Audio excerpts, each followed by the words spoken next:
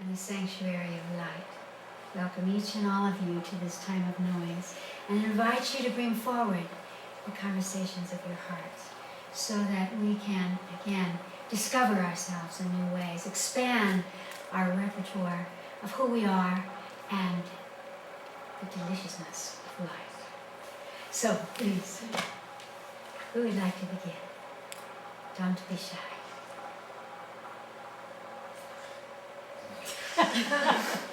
I'm never shy.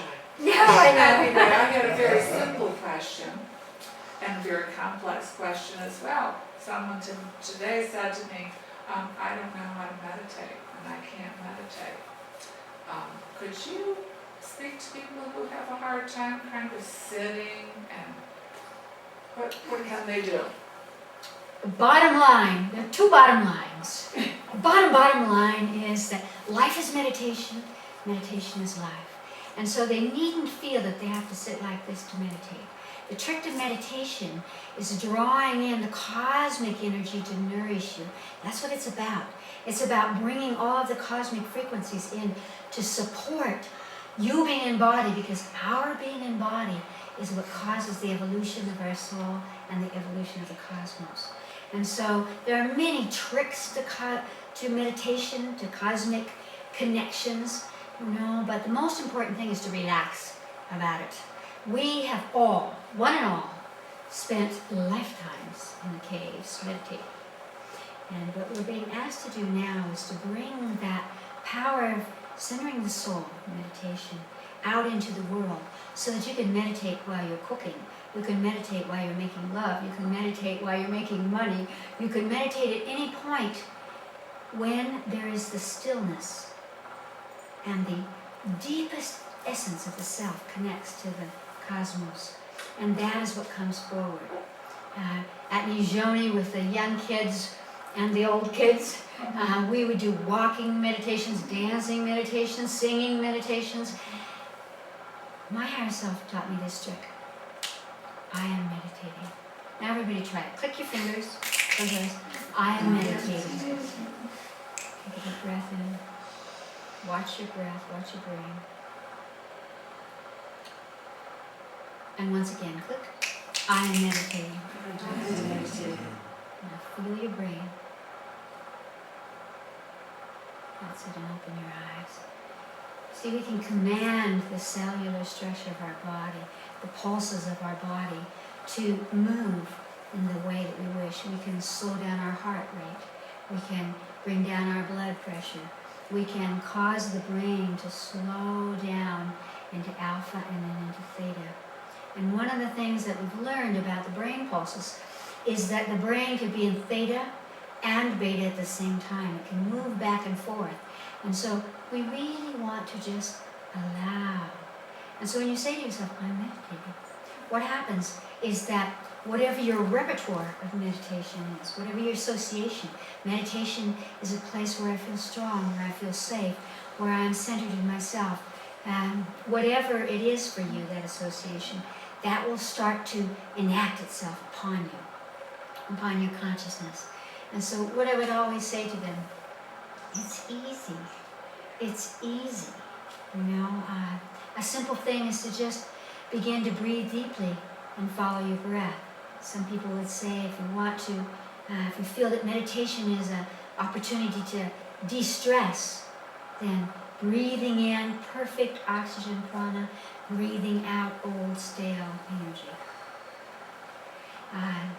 If somebody is doing meditation in their home, I would always say, spin around. Spin around with your arms out until you get a little dizzy, and you will drop right into a meditative state. Then sit down and meditate. What will happen is that the two lobes of the brain will link, and they will go in synchronistic pulse. That's what deep meditators have, gurus have, and children have. They don't have to try. They're just wandering about like that all the time. And so, again, the more we try to think about it, the more we try to say, what's the technique, the less we can meditate.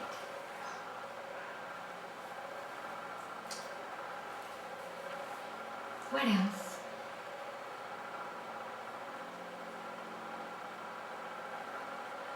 I'd like to ask you a question regarding the dance of the lovers.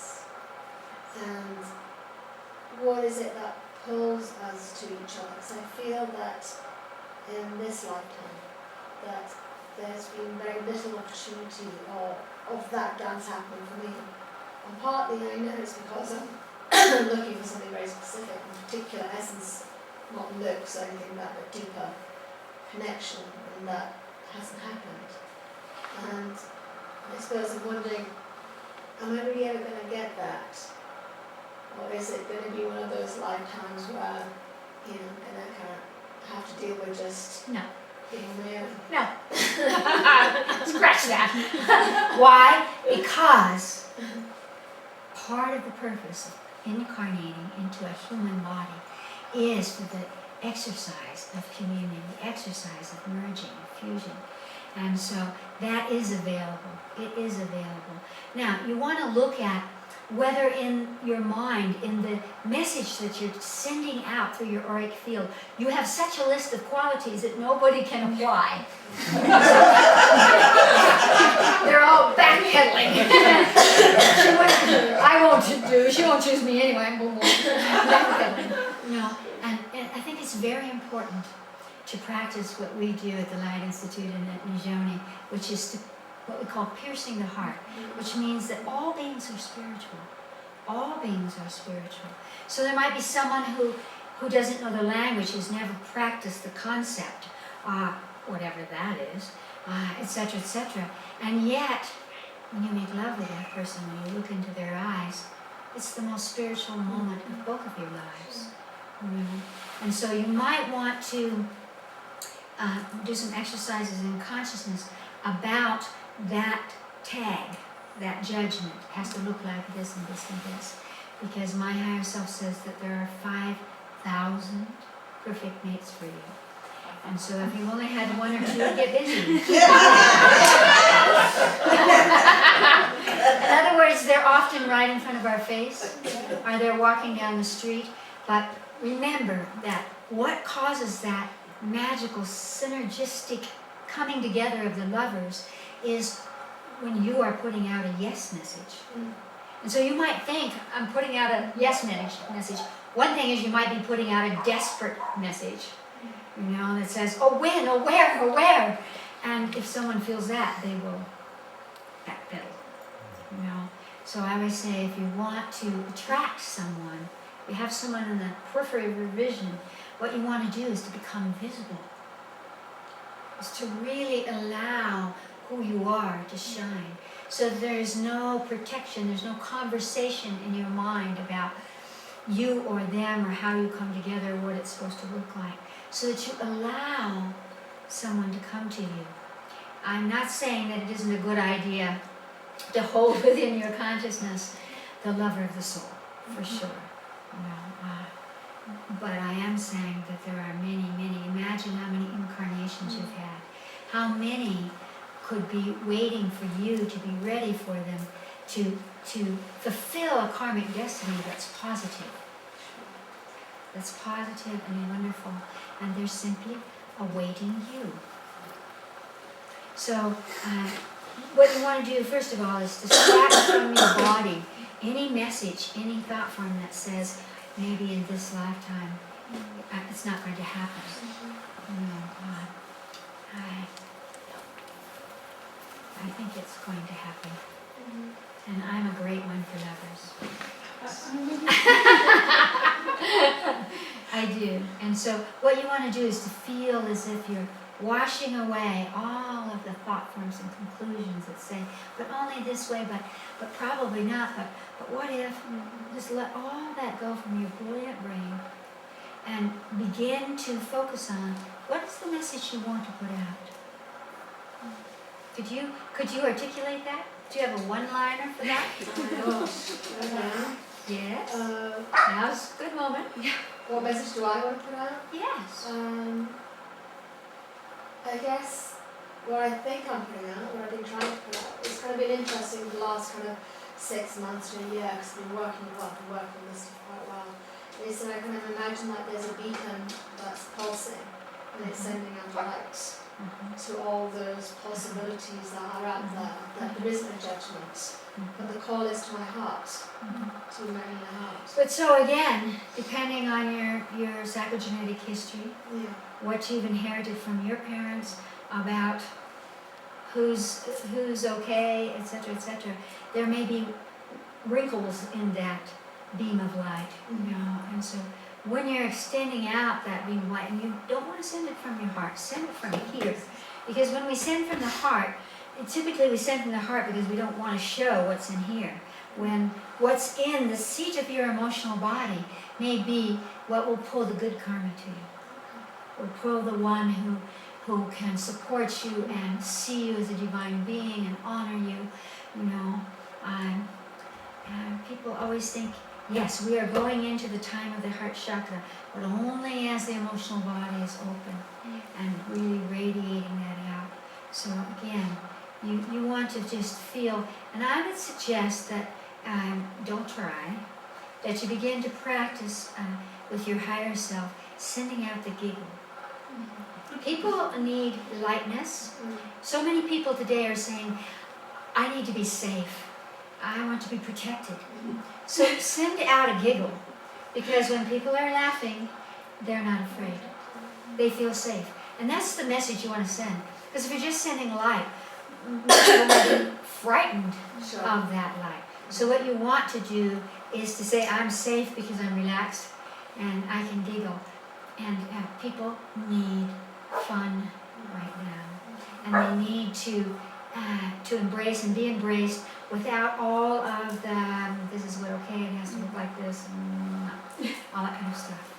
And so practice the exercise of what does it, in fact, let's all do that because it's such a delicious concept. I'm enjoying this so much.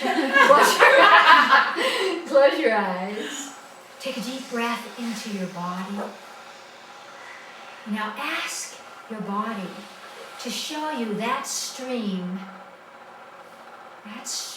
of giggle that you can send out, that will comfort people, that will attract people, that will bring joy, that will shift the realities that we have. Just take a deep breath and feel what that is. It might feel like a tickle to you coming out from your body through your auric field. It might be a particular color of light at this moment. It might be something bouncing or something smooth. Just take a deep breath and ask your body to show you. And then send that beautiful stream of giggle, cosmic giggle, out from you and spread it way out across the planet, way out. And feel what that feels like to you. And take a deep breath and open your eyes. So sometimes when we do an exercise in consciousness like that, we would have a difficult time describing what it is. We always talk about our 70 senses, you know, and so we don't have words for all of the little tiny vibrations that are in there.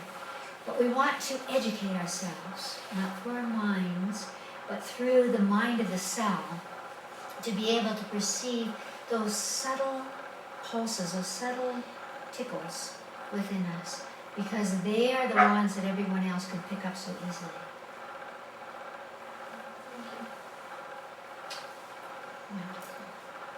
Yeah. What else?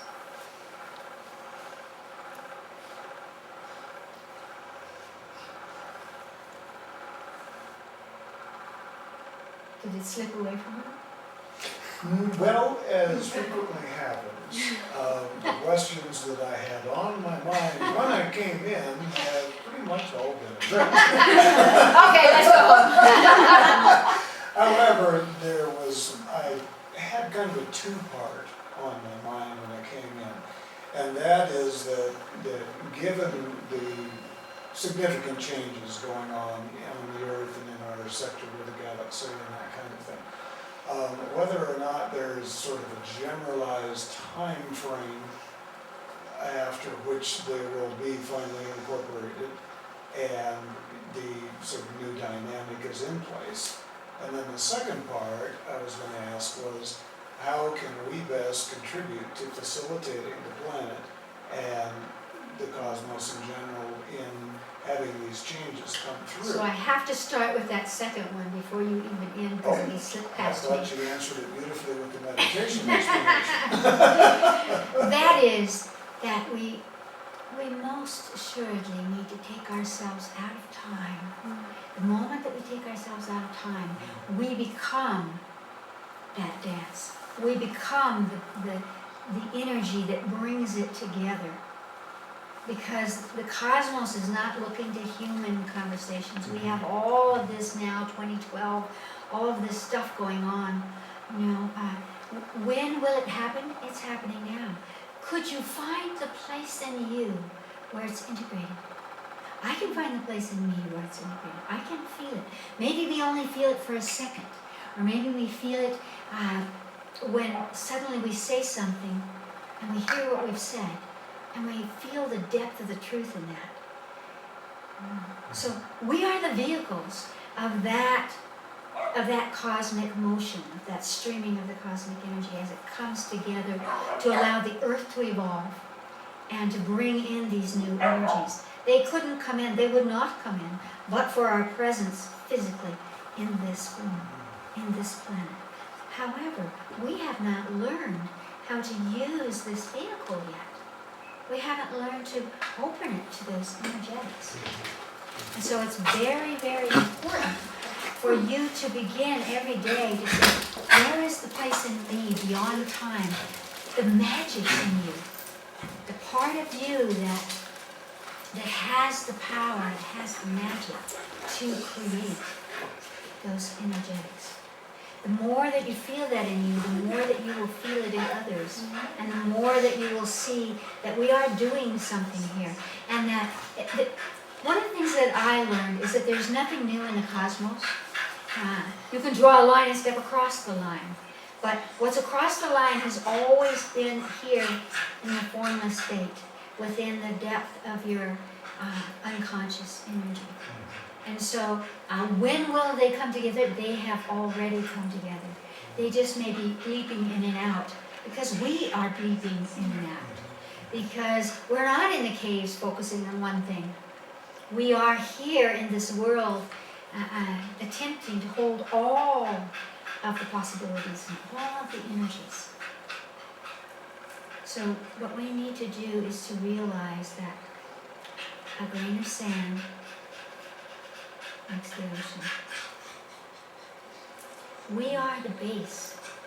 We are that which allows all the energies to move through or above or beyond, from or to, back and forth. And when we can allow that, and that's what meditation is, and it can be like that, you know, a moment when you're walking, you're a walker, when you walk on the earth, that you feel that as you take each step, there's an infolding. There's an infolding of energy so that they're in balance. In the same way that we were sending energy to the wind and the waters of the Gulf, we have the right to do that. We have the right to say, yes, wind, blow. But you don't have to blow us down. You can blow out to sea. You know, we have that right. It's simply that we are so afraid of our own magic and the powers that we have that we don't use them. And this is a very important time to begin to practice. Even in a small way, even in calling the rain or the sun or redirecting the hurricane. We must do these things so that each time we feel that link up. When you connect with the wind, there is something that you become aware of. Now, my higher self said 40 years ago that wind would be the most powerful, let me put it that way, powerful challenge to humans in the future. And here she comes. So let us be the wind. Thank you. What else? Oh my. one of the 5,000?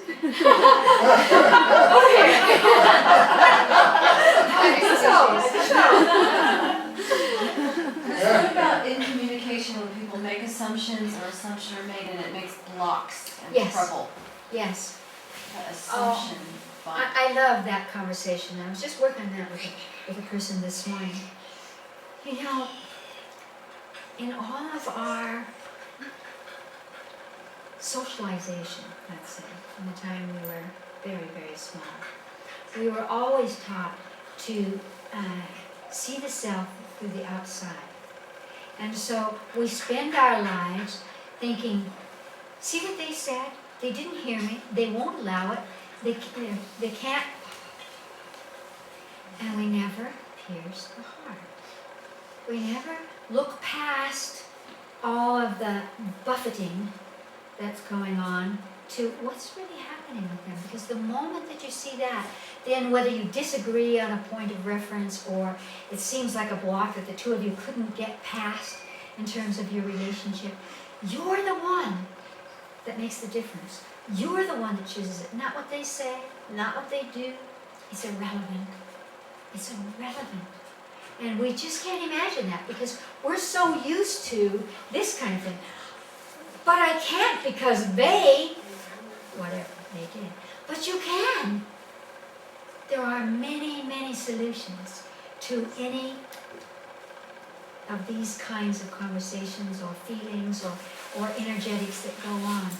And very importantly, if we had the consciousness to say, what is my part in it?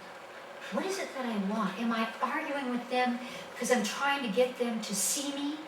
I'm trying to get them to love me? I'm trying to get them to respect me? Well, they're not going to do it unless you show yourself. And you're not showing yourself when you're arguing with them.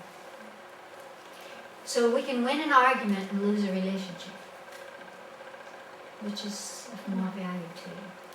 And by the same token, it really is a time, and I think all of you are seeing this, where a lot of people you were dependent on, whether they were your family or friends you've had all your life or colleagues, don't fit you anymore, or you don't fit them.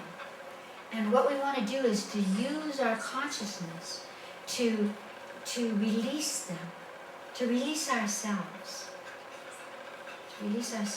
so that we can each and all go on. And if we feel that, then we become peaceful. And the funny thing about being peaceful is it's a main attraction. When you're peaceful, all those people that you couldn't get along with suddenly want to come back and hang out with you. But what I want to say is, don't allow your mind to say that this is a block because they are doing this, or they feel that way, or they are saying the other, because it has nothing to do with truth. It just has to do with what each has found, that we have to fight to be seen or to be loved, or that it will surely be taken away, etc., etc. So we're just Don Quixote, we're just beating at the windmill. And so what you want to do is to come to a place of peace inside yourself. You want to ask them what frequency of light they need from you, draw it in from the cosmos, extend it to them, and just let go of them. Let go. And so many people said, well, yes, but I'm married. Yes, but I can't leave the house because. And all of that is just your emotional body saying, but if I stay in this argument, I'll have all kinds of good addictive energies to feed myself with.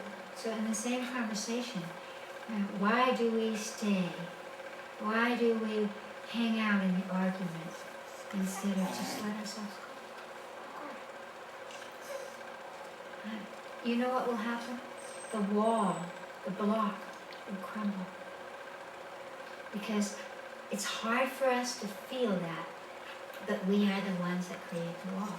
Just as we were talking about in lovers, we're the ones that create something that nobody can get beyond or past. So you have the capacity. Yes, you can. His name is Pharaoh. Right? So what you want to do is, and then, you know, if you feel that, what do you do when there's a block? So ask yourself where you're holding that conclusion. Because the emotional body functions through association and conclusion. So it might say, the last, for example, in lovers, the last lover I had, we came to this block, and here it is again. And so we don't realize that we have set it up to bring it back. Because what's in the block that could teach us and free us and make us happy? That we're not being aware of. You know? And so you really want to feel that you have the power to release the block. It's only an illusion, it really is. The worst thing that could happen is that you would have to take the lead. You would have to take the lead. And you will not die if somebody comes in or out of your life. And nothing is final, and one of the things that I have certainly learned again and again is that not even death separates us. So if there's somebody you just can't get past, you can be sure that they are karmic for you. And again, you want to do your part. You do your part, so you're just not in the argument. When you're not in the argument, either this happens, two ships in the night, and you come into close contact, or you go to the next octave of relationship. And it goes on and on and on, just like it does through the infinite incarnations of our souls.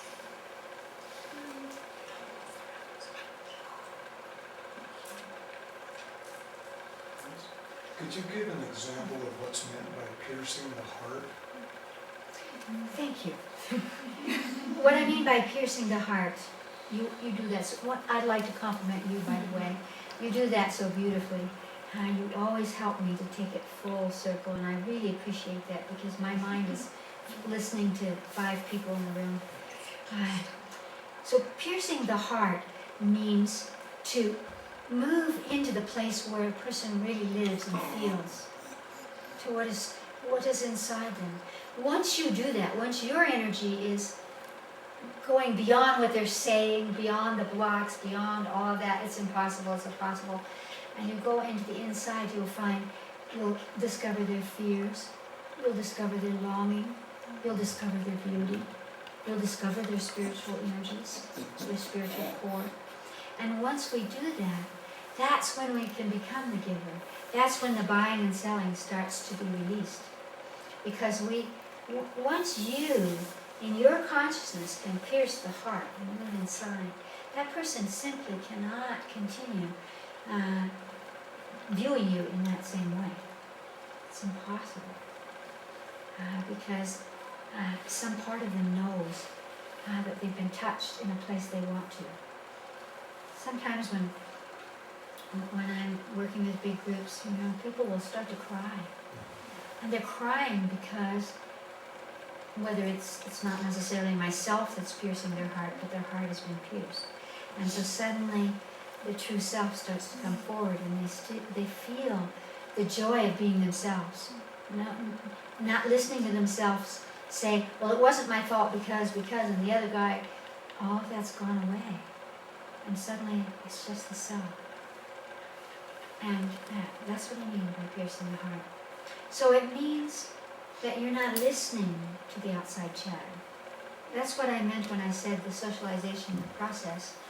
We learn very young how to survive, how to win the argument, how to be successful, how to get the best out of it, how to get the job, the lover, the whatever we want. And that's a real block for us because we then never actually see each other. Pierce the heart. So when somebody is doing something, if you just stop for a moment and extend your consciousness to them, what's happening inside? Is all of that anger, is all of that verbal conversation simply occurring because of the pain inside them? The Buddhists always talk about compassion. Compassion is easy if you see somebody that whatever they're exuding outside themselves has nothing to do with you. Even if they're playing it off you, it has nothing to do with you. It has to do with all of the form of reference that they have way back to the great-great-great-grandparents, etc., etc. Here's the heart. And what happens then is that it's easy to become the giver. It's easy to feel love and compassion for someone. Because we can we can recognize ourselves. You attract somebody who's angry all the time. Who's angry? You're a pretty good manipulator to get them to be angry. You have to find that inside you. That's what I'm talking about. And so, again, when we can recognize that we do use each other as mirrors, then we have the opportunity to say, oh, okay, what has to be cleaned up in there, in me, so that I don't have to be angry, so that they don't have to be angry. Here's the heart.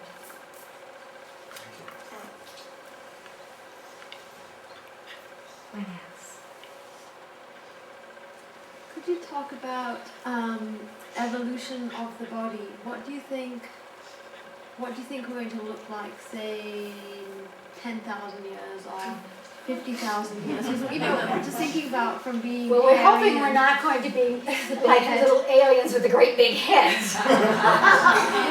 And so look at that, when we recognize that each part of the body and its composition in relationship to other parts of the body tell a story. Yeah, that's what I'm wondering. So about, if all of these galactics with their great big heads and the little tiny bodies mean that they have moved into some sort of mental mastery that has no flow of emotional kinds of energies, and that's what they have. I don't think that that's going to occur for us.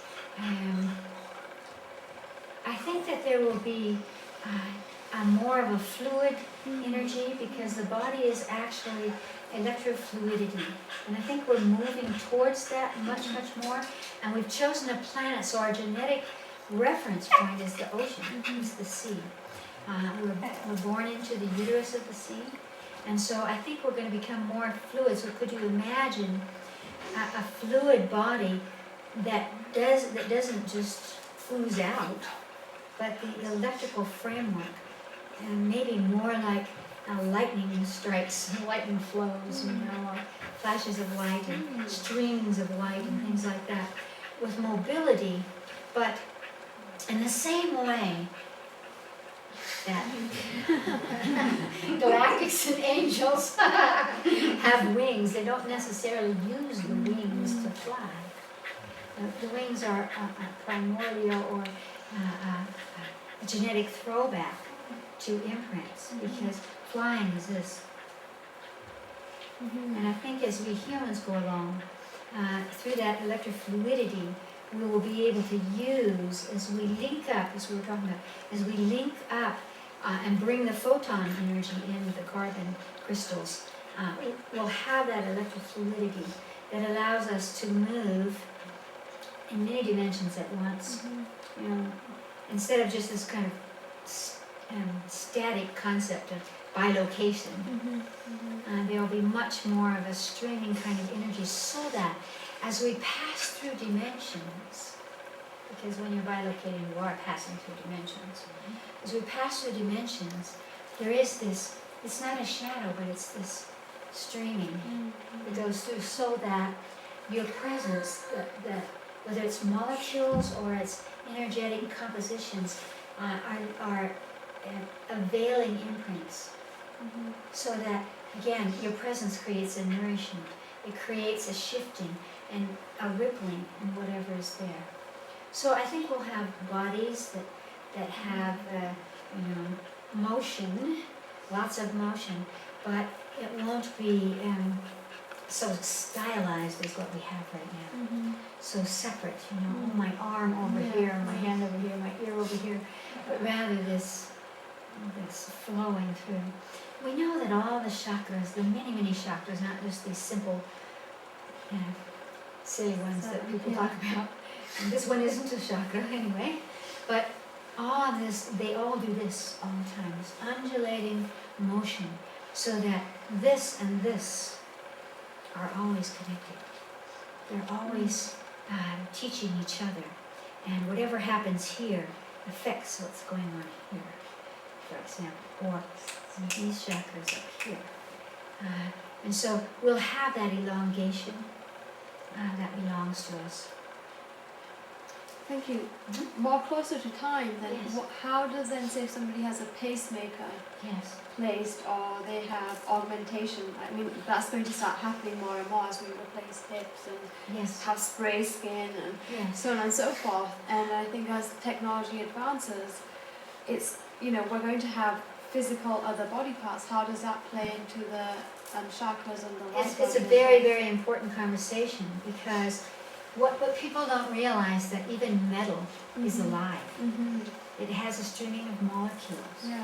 And so what it necessitates, for example, if you have a replaced hip or a knee, and it mechanically will allow, but still your muscles are saying, hey, lift up, bend.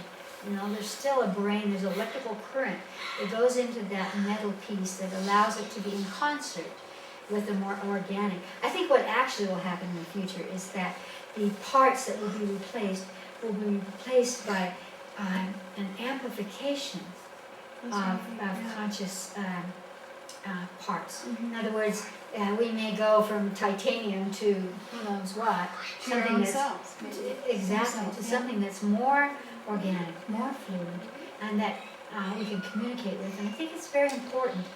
And here's the trigger.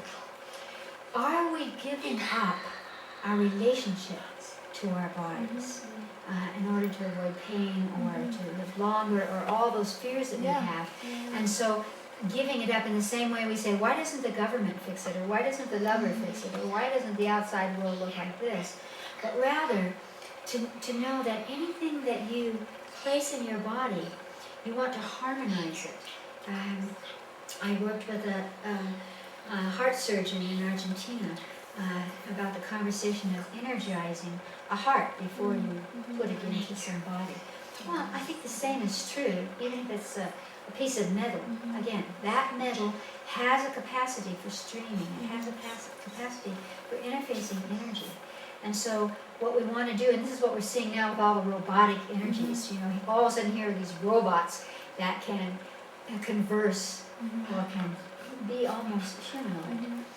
So if we, instead of giving up our parts of our body, if we say, okay, thank you, this is for you, body, I'll use this energy to create this fluidity that I can use. And remembering that the mind is not in the head. Only part of the mind is in the head. There's mind in every cell.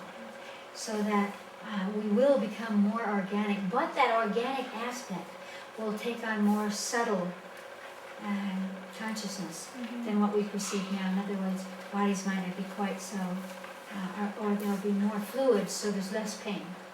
Again, what causes pain is the blockage of energy flowing. So the more fluid we are, the less pain there will be. Right. I was saying, who would choose to have pain to learn or to... I was thinking about that in terms of childbirth. I was thinking as technology progresses, women are going to have the option of saying, well, don't do it in your body, just have it outside, it'd be lovely. But that will only work. But there are two aspects of that. Yeah. Two aspects of that. One is that we have to be able to do that and have that function in order to psychogenetically pass on or to have the evolution of the species. We have to realize that we must relate to that thing outside the body. Yeah. Can't just go, okay, I'll just take that and, I like the way it looks or something like that. We have to realize that the laws of karma are not just something that belong to the East. They are true, they're cosmic laws. They are about the incarnation of the soul, the cause and effect, action and reaction. That will never change, that will always be there. And so we have to adapt our consciousness. Right now in England, in Germany, and the United States, humans have been cloned. And they are not doing well. They are not doing well because you can't just put something off over there and grow the tissue. You have to relate to it on psychic levels, not just emotional levels, but psychic levels and spiritual levels. And the second part is, if we could clear away all of our conversations, our sexual conversations, I am a woman because I give birth, which of course is absurd today, but those conversations are still there. I will take you back to tribes in Africa and other places, and in fact, the first woman I ever saw give birth with absolutely no pain. Why is it that we have pain and they do not? Yeah. They don't have a different enzyme than us. They have a different psychogenetic imprint in them than we do. So what we want to do is to say, I'll take some of that and replace the heaviness that has come down from our great grandmothers, etc., etc., etc., so that we don't pass them on to our daughters, and so that we realize again, whether you adopt a child or the child is raised in a pewter dish or something, that you realize, as I was talking about piercing the heart, that you realize that you can link up to them in a way that furthers evolution in most places. Delicious. So will you talk about this chakra or halo? Will you talk about halos? Okay, let me clarify that I was saying, this one here, this crown chakra. I had the good fortune of being with a woman who was one of the few masters of all times on the planet who saw the chakras. A few masters can see she saw the chakras. She was a master at chakras. And what she said is, maybe we have to redefine chakra. Chakra is the coalescence of energy that spins around and has a particular purpose or form. And so we talk about the main chakras and the other chakras we have in the body. But this is like a fountain. All the chakras come up and they shoot out of the top of your head. In the same way that when you're a tiny child, it's open. It's open. You are born with it open. And so it closes, but the chakra, the energy that comes from the body, must come out the head. The aura actually comes out of the head like a fountain and flows around the sides of the body and is sucked up in the feet. And this is the electromagnetic energy that all things, rocks have it, humans have it, that allows for the life force energy to continue. And in Chinese medicine, this is a very powerful point, because if people have emotional problems, seat of the emotional body's in the stomach, you have to release the top so that the energy can be released, so the person can find their sanity. So this fountain of the coalescence of all the experiences has to be released. Above that, when we begin to talk about the echo that comes out of us, or that vibration that comes out of us, is the 8th chakra, and that's the chakra, the haloic chakra. And it really is formed through a physiological, electrical kind of conversation. And it is connected to our astral bodies and the astral dimension, the highest of which most people recognize is what they call heaven. Heaven. That's the highest earth astral energy, the highest frequencies. And so that chakra allows for points of reference for all that you might associate to heaven, whether that's angels or it's bliss or connection to the divine or whatever that is. That is stored in that. We call it the golden chakra because the Christed energy, in fact, almost every religion I can think of has a way of talking about that space. Usually it's about how you're going to get there or not. So not only the Judeo-Christic world goes into that conversation, almost everyone does. But, so that golden chakra, and gold is the vibration, the matrix of form. So it creates structure, it creates the body. So we can create, by stimulating this 8th chakra, a connection, a link up between that one and these others of the physical body. So again, the crown chakra begins to open up energies and release energies that we might not be able to see, but which are frequencies of light. Then there's a dead air space, and then there's the golden chakra. So when you activate the golden chakra, you can bring it down through that dead air space. It will strike this fountain coming off the top of your head and create an arc. And it's that arc that is the halo. And there are many kinds of halo. And every time I come to Noise, I put on a halo. And I always enjoy the halo, because sometimes it looks like the Statue of Liberty, sometimes it looks like a little band, sometimes it looks like a of light going out. All of us have halos. All of us do, because all of us are divine beings. And so I wrote about them in a book called Soul Bodies, because my higher self was saying, this is the way. It's a way that you can show people without being too far out. You can actually create a halo. You can feel it. You can see it. Other people can recognize it. And when you walk around with the halo, it shifts your energy. You will let go of the arguments you're having with people. You will let go of my hip hurts. You will let go of all that, and suddenly there's a fluidity that goes through you. I love to tell the story of Navjeet long before she was, she was born a master.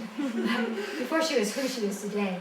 I sent everyone out to the plaza in Santa Fe. We were doing a class that had to do with halos. And I said, put on your halos and walk about the plaza in Santa Fe and see what happens. And so Navjeet, who's so beautiful and is used to everybody staring at her, puts on her halo and walks around Santa Fe, and nobody even looks at her. It's as if she disappeared. No one even noticed her.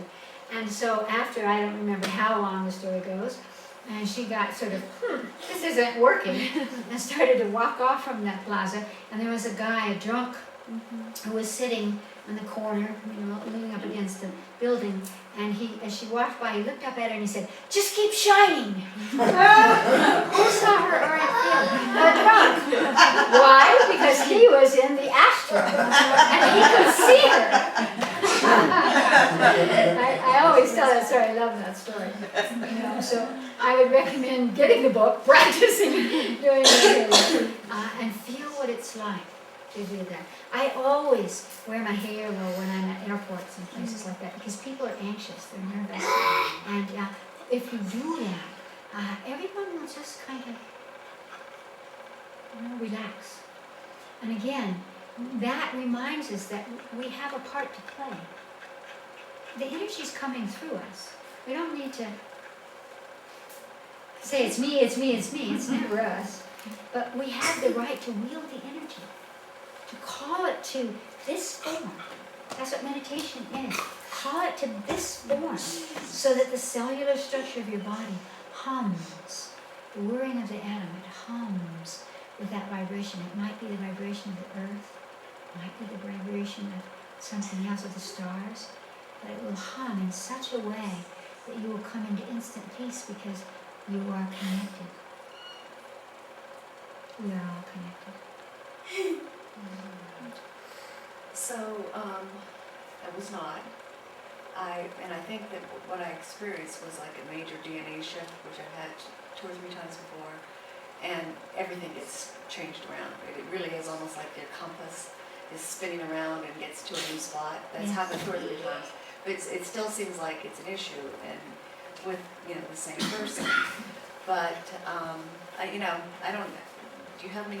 Yes, remember what I was saying earlier, I'm not sure if you were here then or not, is that you want to take your attention off the person and feel the spinning, like the compass spinning, Right. and feel that it's always going to take you to a new aspect of you.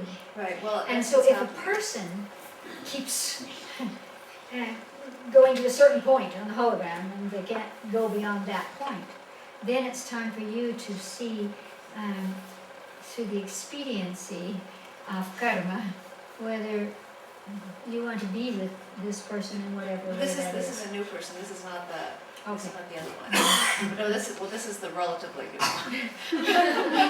one. The middle one? The most recent. It's The all most same recent person. one? The most recent one. Okay.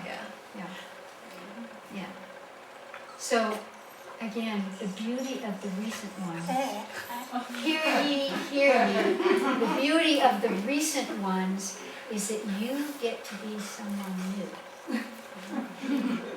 And that's what you want to see. How do you match up with them? What way do you want to match up with them? Well, it's very interesting, because I just feel very happy, and it's a very positive connection that I had an experience the other day, okay, so, so I had, from the near-death experience, just the issue of the whole, body change over thing. Well, okay, so that's sort of been in a background processing the last month, pretty strong. And then he was going hunting. Guys, people in the South, They do that. Yeah. Everywhere. And he was going dove hunting, so I didn't like hunting birds. It bothered me greatly. And then I remembered from the sort of a original memory of going hunting with my father about age 5, shooting a bird. I'm sure he must have helped me hold it. And that was upsetting too.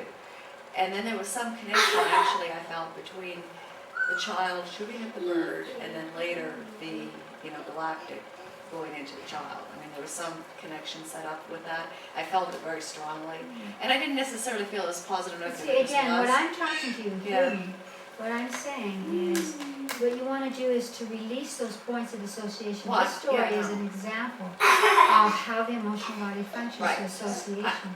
I've been releasing it. I mean, I recognize that because I had an extreme emotional reaction of just like, well, goodbye, forget it. I mean, pretty strong. But what does it mean for people when they're hunting? And Well, if here's I the thing I would experience that- say.